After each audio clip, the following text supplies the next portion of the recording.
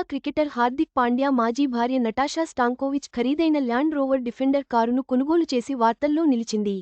దీని విలువ దాదాపు రూ. 3 కోట్లకు పైగానే ఉంది.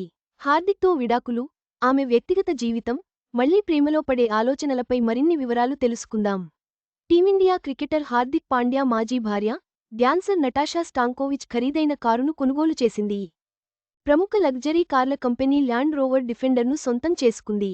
ఈ కారు విలువ దాదాపు రూ. 3 కోట్లకు పైగానే ఉన్నట్లు తెలుస్తోంది. దీనికి సంబంధించిన వీడియో సోషల్ మీడియాలో వైరల్గా మారింది. కాగా, నటాషా స్టాంకోవిచ్ గతంలో క్రికెటర్ హార్దిక్ పాండ్యాను వివాహం చేసుకుంది. దాదాపు 4 సంవత్సరాల తర్వాత జూలై 2024లో అతనితో విడిపోయింది.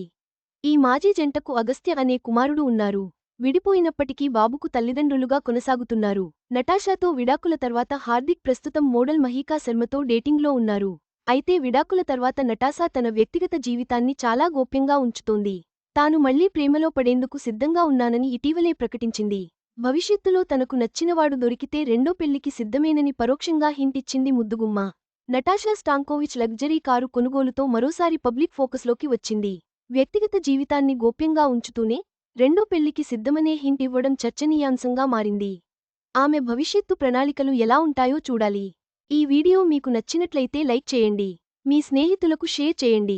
మా ఆంధ్రవిలాస్ ఛానల్ను సబ్స్క్రైబ్ చేసుకోండి. పక్కనే ఉన్న గంట గుర్తుపై క్లిక్ చేయడం మర్చిపోవద్దు.